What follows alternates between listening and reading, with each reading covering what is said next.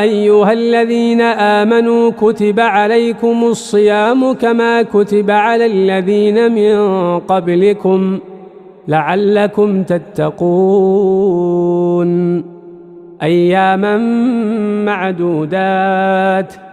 فمن كان منكم مريضا أو على سفر فعدة من أيام أخر وعلى الذين يطيقونه فدية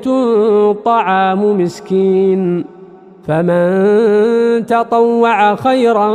فهو خير له وأن تصوموا خير لكم إن كنتم تعلمون